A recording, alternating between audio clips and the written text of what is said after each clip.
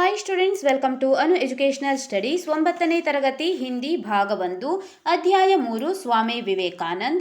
ಹಿಂದಿನ ವಿಡಿಯೋದಲ್ಲಿ ನಾವು ಗುಲಾಬ್ ಸಿಂಗ್ ಪಾಠದ ಅಭ್ಯಾಸದ ಎಲ್ಲ ಪ್ರಶ್ನೋತ್ತರಗಳಿಗೆ ಉತ್ತರಿಸಿದ್ದೇವೆ. ಈ ವಿಡಿಯೋದಲ್ಲಿ ಅಧ್ಯಾಯ 3 ಸ್ವಾಮಿ ವಿವೇಕಾನಂದ್ ಪಾಠದ ಅಭ್ಯಾಸದ ಎಲ್ಲ ಪ್ರಶ್ನೋತ್ತರಗಳಿಗೆ ಉತ್ತರಿಸೋಣ.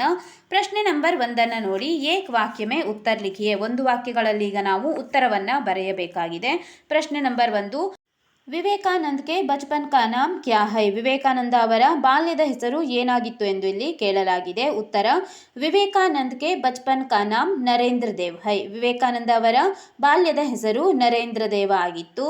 ಪ್ರಶ್ನೆ ನಂಬರ್ 2, ವಿವೇಕಾನಂದ್ ಕಾ ಜನ್ಮ ಕಬ್ ಹುವಾ ತಾ. ವಿವೇಕಾನಂದ ಅವರ ಜನ್ಮ ಯಾವಾಗ ಆಗಿತ್ತು ಎಂದು ಇಲ್ಲಿ ಕೇಳಲಾಗಿದೆ. ಉತ್ತರ ಬರೆಯಿರಿ. ವಿವೇಕಾನಂದ್ ಕಾ ಜನ್ಮ 12 ಜನವರಿ 1863 में हुआ था. ವಿವೇಕಾನಂದ ಅವರ ಜನ್ಮ 12 ಜನವರಿ 1863ರಲ್ಲಿ ಆಗಿತ್ತು ಎಂದು ಬರೆಯಿರಿ.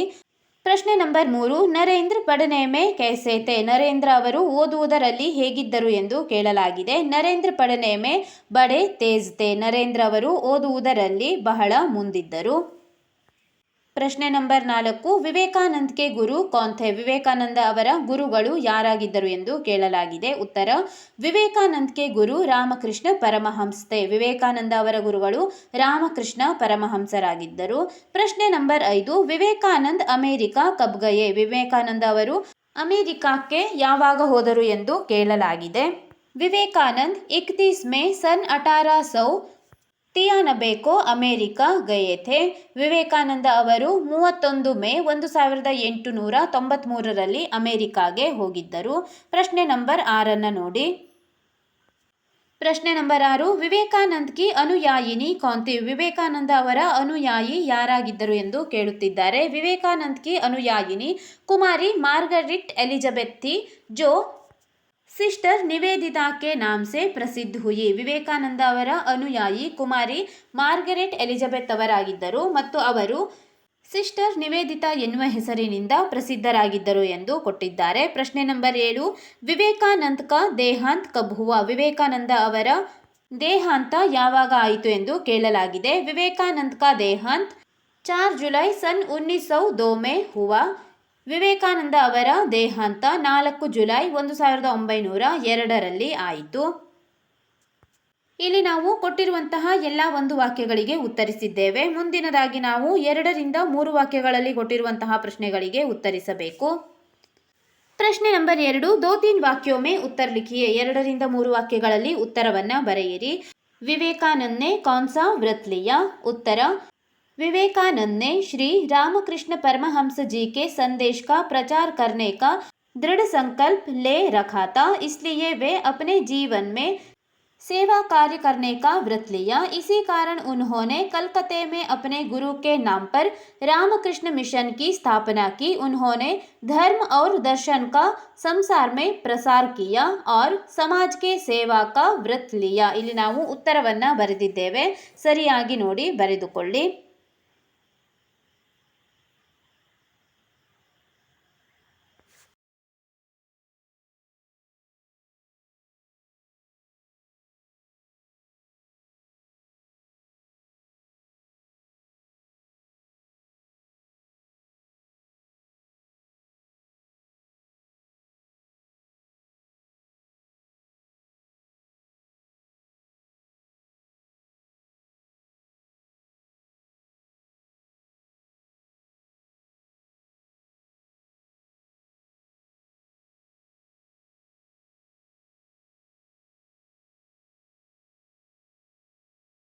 ಪ್ರಶ್ನೆ ನಂಬರ್ 2, ವಿವೇಕಾನಂದ್ ಕೆ ಮಾತಾ ಪಿತಾ ಕಾ ನಾಮ್ ಕ್ಯಾ ಹೈ. ವಿವೇಕಾನಂದ ಅವರ ತಾಯಿ ಮತ್ತು ತಂದೆಯ ಹೆಸರೇನಾಗಿತ್ತು ಎಂದು ಕೇಳಲಾಗಿದೆ. ವಿವೇಕಾನಂದ್ ಕೆ ಪಿತಾ ಶ್ರೀ ವಿಶ್ವನಾಥ್ ದತ್ ಏಕ್ ಪ್ರತಿಷ್ಠಿತ ವಕೀಲ್ थे. उनकी माता श्रीमती भुवनेश्वरी देवी धर्मपरायण थी. उन्होंने नरेंद्र को आरंभ से ही अनुशासन और धर्मपरायणता का पाठ पढ़ाया.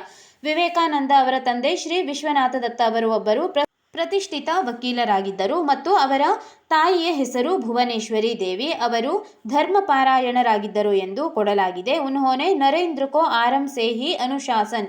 ಅವರು ಬಾಲ್ಯದಿಂದಲೇ ನರೇಂದ್ರನಿಗೆ ಅನುಶಾಸನ ಎಂದರೆ ಉತ್ತಮವಾದಂತಹ ನಿಯಮಗಳನ್ನು ಮತ್ತು ಧರ್ಮಪಾರಾಯಣದ ಮಹತ್ವವನ್ನು ಕಲಿಸಿದ್ದರು.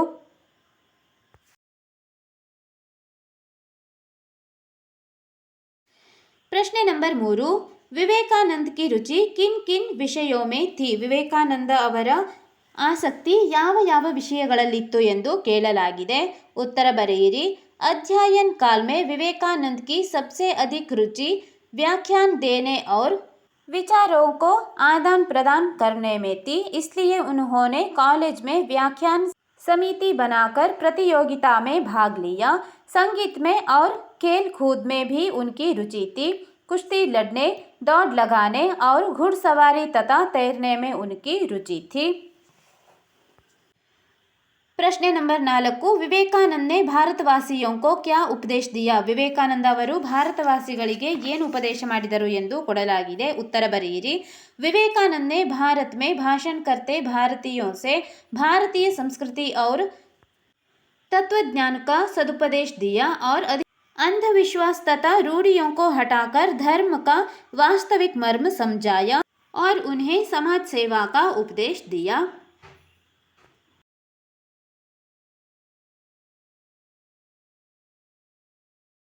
ಇನ್ನೊಮ್ಮೆ ಉತ್ತರವನ್ನು ನೋಡಿ ಸರಿಯಾಗಿ ಬರೆದುಕೊಳ್ಳಿ. ಪ್ರಶ್ನೆ ನಂಬರ್ 5, ವಿವೇಕಾನಂದ ने किन किन देशों की यात्रा की? ವಿವೇಕಾನಂದ ಅವರು ಯಾವ ಯಾವ ದೇಶಕ್ಕೆ ಯಾತ್ರೆಯನ್ನ ಮಾಡಿದ್ದರು ಅಥವಾ ಯಾವ ಯಾವ ದೇಶಕ್ಕೆ ಯಾತ್ರೆ ಹೋಗಿದ್ದರು ಎಂದು ಕೇಳಲಾಗಿದೆ. ಉತ್ತರ ಬರೆಯಿರಿ.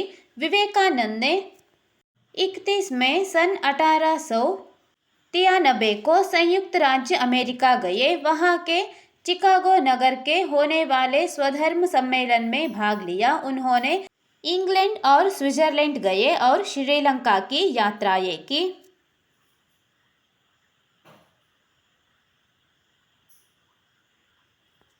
प्रश्न नंबर 6, विवेकानंद ने जनता को ललकार कर क्या कहने को कहा? ವಿವೇಕಾನಂದ ಅವರು ಜನರಿಗೆ ಏನೆಂದು ಹೇಳಲು ಹೇಳಿದ್ದಾರೆ? ಉತ್ತರ ನೋಡಿ. विवेकानंद ने जनता को ललकार कर यह कहने के लिए कहा कि प्यारे देशवासियों, वीर बनो और ललकार कर कहो कि मैं भारतीय हूँ.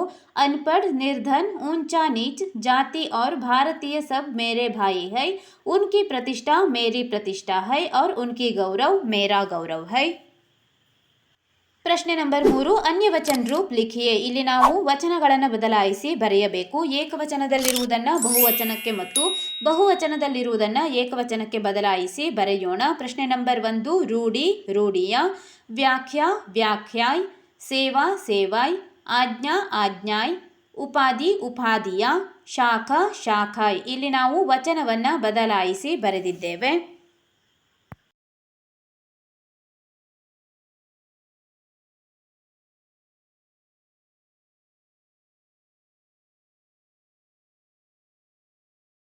ಪ್ರಶ್ನೆ ನಂಬರ್ 4, ಅನ್ಯ ಲಿಂಗ ರೂಪ ಲಿಖಿಯೇ. ಇಲ್ಲಿ ನಾವು ಈಗ ಲಿಂಗವನ್ನು ಬದಲಾಯಿಸಿ ಬರೆಯಬೇಕು. ಸ್ತ್ರೀಲಿಂಗದಲ್ಲಿರುವುದನ್ನು ಪುಲ್ಲಿಂಗವಾಗಿ ಮತ್ತು ಪುಲ್ಲಿಂಗವನ್ನು ಸ್ತ್ರೀಲಿಂಗವಾಗಿ ಬದಲಾಯಿಸಿ ಬರೆಯೋಣ. ಪ್ರಶ್ನೆ ನಂಬರ್ 1, ಮಾತಾ ಮಾತಾ ಪಿತಾ, ಘೋಡಾ ಘೋಡಿ, ಸ್ವಾಮಿ ಸ್ವಾಮಿನ್, ಅನುಯಾಯಿ ಅನುಯಾಯಿನ್, ಬಾಲಕ್ ಬಾಲಿಕಾ, ಶಿಷ್ಯ ಶಿಷ್ಯ. ಇಲ್ಲಿ ನಾವು ಈಗ ಅನ್ಯಲಿಂಗ ರೂಪವನ್ನು ಬರೆದಿದ್ದೇವೆ. ಮುಂದಿನ ಪ್ರಶ್ನೆ ನೋಡಿ. 5ನೇ ಪ್ರಶ್ನೆ, ವಿಲೋಮ ಶಬ್ದ ಲಿಖಿಯೇ. ಕೆಳಗೆ ಕೊಟ್ಟಿರುವಂತಹ ಪ್ರಶ್ನೆಗಳಿಗೆ ನಾವು ವಿರುದ್ಧಾರ್ಥಕ ಪದಗಳನ್ನು ಬರೆಯಬೇಕು. ಮೊದಲನೇ ಪ್ರಶ್ನೆ, ಗೌರವ್ ಅಗೌರವ್, ದುಃಖ ಸುಖ, ಸತ್ಯ ಅಸತ್ಯ, ಧರ್ಮ ಅಧರ್ಮ, ಸ್ವದೇಶ್ ವಿದೇಶ್, ಸಮರ್ಥ ಅಸಮರ್ಥ, ಸಬಲ್ ನಿರ್ಬಲ್, ಜ್ಞಾನ್ ಅಜ್ಞಾನ್. ವಿಲೋಮ ಶಬ್ದಗಳನ್ನು ಸರಿಯಾಗಿ ನೋಡಿ ಬರೆದುಕೊಳ್ಳಿ.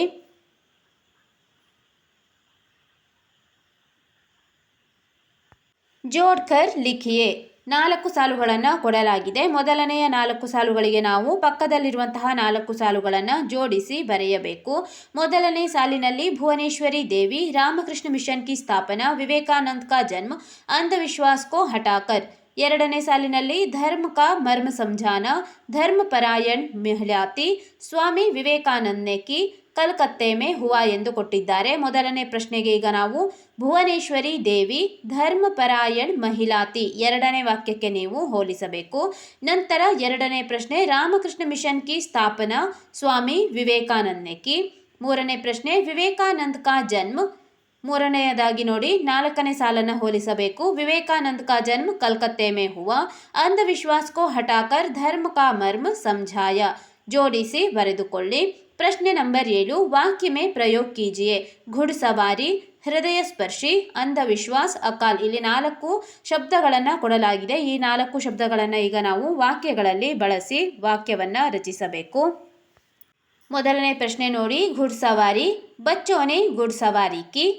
ಎರಡನೇ ಪ್ರಶ್ನೆ ಹೃದಯ ಸ್ಪರ್ಶಿ, नेताजी का भाषण हृदय स्पर्शी रहा. अंधविश्वास, राजा राम मोहन राय ने लोगों का अंधविश्वास दूर किया. अकाल, उस गांव में भयानक अकाल पड़ा. ಜಿಜ್ಞಾಸ, ನಿಖಿಲ್ ಮೇ ಬಹುತ್ ಜಿಜ್ಞಾಸಾ ಥಿ. ಇಲ್ಲಿ ಕೊಟ್ಟಿರುವಂತಹ 5 ಪ್ರಶ್ನೆಗಳಿಗೆ ನಾವು ವಾಕ್ಯವನ್ನು ರಚಿಸಿದ್ದೇವೆ. ಪ್ರಶ್ನೆ ನಂಬರ್ 8 ವಾಕ್ಯ ಶುದ್ಧ ಕೀಜಿಯೆ. ಇಲ್ಲಿ ವಾಕ್ಯಗಳನ್ನು ಕೊಟ್ಟಿದ್ದಾರೆ. ವಾಕ್ಯವನ್ನು ನಾವು ಸರಿಯಾಗಿ ಇಲ್ಲಿ ತಪ್ಪಿರುವುದನ್ನು ಸರಿಪಡಿಸಿ ಬರೆಯಬೇಕು. ಮೊದಲನೇ ಪ್ರಶ್ನೆ ನೋಡಿ, ವಿವೇಕಾನಂದನೇ ಪ್ರಯತ್ನಶೀಲ್ ರಹಿ ಎಂದು ಕೊಟ್ಟಿದ್ದಾರೆ. ರಹಿ ಇರುವುದನ್ನು ನಾವು ರಹೆ ಎಂದು ಸರಿಯಾಗಿಸಿ ಬರೆಯಬೇಕು. ಸರಿಯಾಗಿ ಬರೆಯಿರಿ. ವಿವೇಕಾನಂದನೇ ಪ್ರಯತ್ನಶೀಲ್ ರಹೆ. ರಹಿ ಇರುವುದನ್ನು ರಹೆ ಎಂದು ಬದಲಾಯಿಸಿ ಬರೆಯಿರಿ. ಎರಡನೇ ಪ್ರಶ್ನೆಯಲ್ಲಿ ಉನ್ಕಿ ಭಾಷಣ್ ಗಂಭೀರ್ ಥಿ. ಉನ್ಕಿ ಭಾಷಣ್ ಗಂಭೀರ್ ಥಾ ಎಂದು ಥಿ ಇರುವುದನ್ನು ಥಾ ಎಂದು ಬರೆಯಿರಿ. ನಂತರ ಮೂರನೇ ಪ್ರಶ್ನೆ, ಸ್ವಾಮಿನಿ ಕೋಶಿಶ್ ಕಿ ಎಂದು ಕೊಟ್ಟಿದ್ದಾರೆ. ನಾವು ಇಲ್ಲಿ ಮೊದಲನೇ ಕೀ ಅಲ್ಲ, ಎರಡನೇ ಕೀ ಅಂದರೆ ದೊಡ್ಡ ಕೀಯನ್ನು ಇಲ್ಲಿ ಬರೆಯಬೇಕು. ಸ್ವಾಮಿನಿ ಕೋಶಿಶ್ ಕಿ, ಕೀಯನ್ನು ಬದಲಾಯಿಸಿ ಬರೆಯಿರಿ. ನಾಲ್ಕನೇ ಪ್ರಶ್ನೆ ನೋಡಿ, ಕುಮಾರಿ ಮಾರ್ಗರಿಟ್ ಸ್ವಾಮೀಜಿ ಕಾ ಅನುಯಾಯಿ ಬನ್ ಗಯಾ ಎಂದು ಕೊಟ್ಟಿದ್ದಾರೆ. ಗಯಾ ಇರುವುದನ್ನು ನಾವು ಗಯಿ, ಇಲ್ಲಿ ಹುಡುಗಿಯ ಹೆಸರನ್ನು ಹೇಳಿದ್ದರಿಂದ ನಾವು ಗಯಾ ಇರುವುದನ್ನು ಗಯಿ ಎಂದು ಬದಲಾಯಿಸಬೇಕು. ಕುಮಾರಿ ಮಾರ್ಗರೆಟ್ ಸ್ವಾಮೀಜಿ ಕಾ ಅನುಯಾಯಿ ಬನ್ ಗಯಿ. ಐದನೇ ಪ್ರಶ್ನೆ, ಉನ್ಹೋನೆ ಗರೀಬೋಂ ಕೋ ದಶಾ ಸುಧಾರ್ನೆ ಕೆ ಸಂದೇಶ್ ದಿಯಾ. ಸರಿಯಾಗಿ ಬರೆಯಿರಿ. ಉನ್ಹೋನೆ ಗರೀಬೋಂ ಕಿ ಎಂದು ಬರೆಯಬೇಕು. ಗರೀಬೋಂ ಕಿ ದಶಾ ಕೋ ಸುಧಾರ್ನೆ ಕೆ ಲಿಯೆ ಕಹಾ. ಇಲ್ಲಿ ದಿಯಾ ಎಂದು ಕೊಟ್ಟಿದ್ದಾರೆ. ಸುಧಾರ್ನೆ ಕೆ ಲಿಯೆ ಕಹಾ ಎಂದು ಬರೆಯಿರಿ. ಪ್ರಶ್ನೆ ನಂಬರ್ 9 ತಾಲಿಕಾ ಕೆ ಆಧಾರ್ ಪರ್ 5 ವಾಕ್ಯ ಬನಾಯಿಯೆ. ಇಲ್ಲಿ ಯಹ, ಯೆ, ಮಹೇಶ್, ಕಾ, ಕೆ, ಕಿ, ಗುರೂಜಿ, ಭಾಯಿ, ಬೆಹನ್, ಮಕಾನ್, ಹೇ ಮತ್ತು ಹೇ ಎಂದು ಕೊಟ್ಟಿದ್ದಾರೆ. ಈಗ ನಾವು ಈ 5 ಸಾಲುಗಳನ್ನು ಬಳಸಿಕೊಂಡು 5 ವಾಕ್ಯಗಳನ್ನು ರಚಿಸಬೇಕು. ಉದಾಹರಣೆ ನೋಡಿ, ಯಹ ಮಹೇಶ್ ಕಾ ಭಾಯಿ ಹೈ. 5 ಸಾಲುಗಳನ್ನು ಇಲ್ಲಿ ಬಳಸಲಾಗಿದೆ. ಮೊದಲನೆಯದಾಗಿ ಯಹ ಮಹೇಶ್ ಎಂದು ಕೊಟ್ಟಿದ್ದಾರೆ. ಆ ಪದವನ್ನು ಬಳಸಿ ಮಹೇಶ್.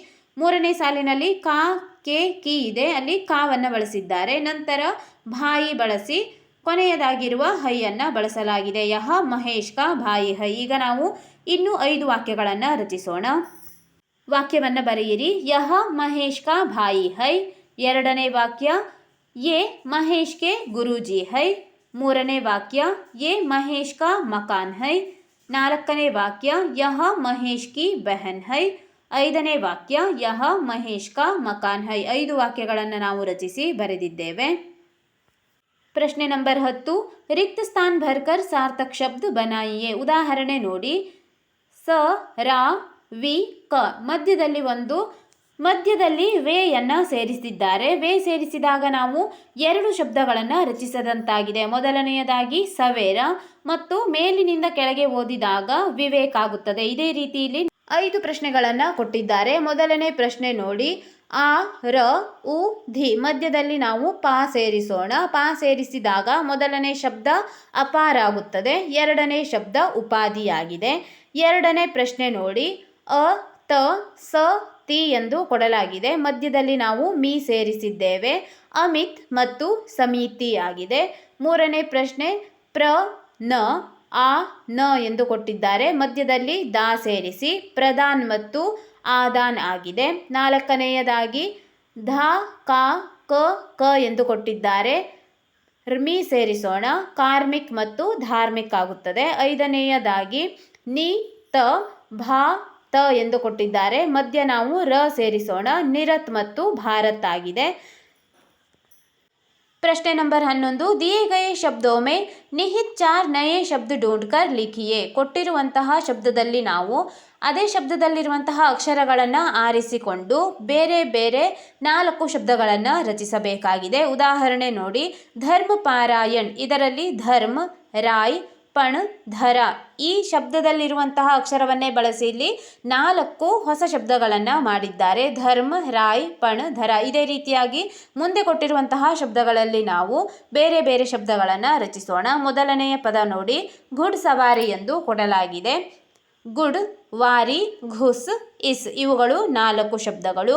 ಎರಡನೆಯದಾಗಿ ಪರಮಹಂಸ ಎಂದು ಕೊಟ್ಟಿದ್ದಾರೆ. ಇದರಿಂದ ಈಗ ನಾವು ಹೊಸ ಶಬ್ದವನ್ನು ರಚಿಸೋಣ. ಪರ್, ಹಸ್, ರಮ್, ರಸ್. ಅಂಧವಿಶ್ವಾಸ್, ಇದರಲ್ಲಿ ಶಬ್ದಗಳು ಅಂಧ, ಶ್ವಾಸ್, ವಿಶ್ವ ಮತ್ತು ಧಸ್ ಆಗಿದೆ. ಭಾರತವಾಸಿ, ಭಾರ್, ವಾಸಿ, ತವಾ, ಭಾತ್ ಆಗಿದೆ. ನಂತರ ವಿವೇಕಾನಂದ್, ನಂದ್, ಕಾನ್, ವೇದ್. ಇಲ್ಲಿ 4ನೆಯದಾಗಿ ಯಾವುದೇ ಶಬ್ದ ಸಿಕ್ಕಿಲ್ಲ, 3 ಶಬ್ದಗಳನ್ನು ರಚಿಸಲಾಗಿದೆ. ನಂದ್ ಮತ್ತು ಕಾನ್, ವೇದ್ 3 ಶಬ್ದಗಳನ್ನು ಬರೆದುಕೊಳ್ಳಿ. ಪ್ರಶ್ನೆ ನಂಬರ್ 12, ಸಹಿ ಕಾರಕ್ ಚಿಹ್ನೋಕೆ ರಿಕ್ತ ಸ್ಥಾನ್ ಬರಿಯೇ. ಸರಿಯಾದಂತಹ ಶಬ್ದಗಳನ್ನು ನಾವು ಈಗ ಮಧ್ಯದಲ್ಲಿ ತುಂಬಬೇಕು. ನದಿ ಡ್ಯಾಶ್ ತಟ್ ಪರ್ ಆಮ್ ಕಾ ಪೇಡ್ ಹೈ. ಕಿ ಮತ್ತು ಕೆ ಎಂದು ಕೊಟ್ಟಿದ್ದಾರೆ, ಕೆ ತುಂಬಬೇಕು. ನದಿ ಕೆ ತಟ್ ಪರ್ ಆಮ್ ಕಾ ಪೇಡ್ ಹೈ. ಎರಡನೇ ಪ್ರಶ್ನೆ ನೋಡಿ, ರೇಲ್ ಗಾಡಿ ಡ್ಯಾಶ್ ಇಂಜನ್ ಸೆ ಧುವಾ ನಿಕಲ್ತಾ ಹೈ. ಕೆ ಸೇರಿಸಬೇಕು. ರೇಲ್ ಗಾಡಿ ಕೆ ಇಂಜನ್ ಸೆ ಧುವಾ ನಿಕಲ್ತಾ ಹೈ. ಮೂರನೇ ಪ್ರಶ್ನೆ, ಜಾನ್ವರೋ ಡ್ಯಾಶ್ ದಯಾ ಕರ್ನಿ ಚಾಹಿಯೆ. ಪರ್ ಎಂದು ಸೇರಿಸಿ, ಜಾನ್ವರೋ ಪರ್ ದಯಾ ಕರ್ನಿ ಚಾಹಿಯೆ. ನಾಲ್ಕನೇ ಪ್ರಶ್ನೆ, ಜವಾನ್ ಔರ್ ಬೂಡೋ ಡ್ಯಾಶ್ ಅಂತರ್ ಹೋತಾ ಹೈ. ಮೇ ಸೇರಿಸಬೇಕು. ಜವಾನ್ ಔರ್ ಬುಡಾವ್ ಮೇ ಅಂತರ್ ಹೋತಾ ಹೈ. ಐದನೇ ಪ್ರಶ್ನೆ, ಧೂಪ್ ಡ್ಯಾಶ್ ಪತ್ತೆ ಸೂಖ್ ಗಯೆ. ಸೇ ಸೇರಿಸಿ, ಧೂಪ್ ಸೆ ಪತ್ತೆ ಸೂಖ್ ಗಯೆ. ಅನುರೂಪತಾ ಕೊಟ್ಟಿದ್ದಾರೆ. ಅನುರೂಪತೆಯನ್ನು ಈಗ ನಾವು ಬರೆಯೋಣ. ರಾಮಕೃಷ್ಣ ಪರಮಹಂಸ ಶಾರದಾ ದೇವಿ, ಅಂದರೆ ರಾಮಕೃಷ್ಣ ಪರಮಹಂಸರ ಹೆಂಡತಿಯ ಹೆಸರು ಶಾರದಾ ದೇವಿ ಆಗಿದೆ. ವಿಶ್ವನಾಥ ದತ್ ಡ್ಯಾಶ್ ಎಂದು ಕೊಟ್ಟಿದ್ದಾರೆ. ವಿಶ್ವನಾಥ ದತ್ ಇದು ವಿವೇಕಾನಂದನ ತಂದೆಯ ಹೆಸರು. ತಾಯಿಯ ಹೆಸರನ್ನಾಗಿ ನಾವು ಭುವನೇಶ್ವರಿ ದೇವಿ ಎಂದು ಬರೆಯಬೇಕು.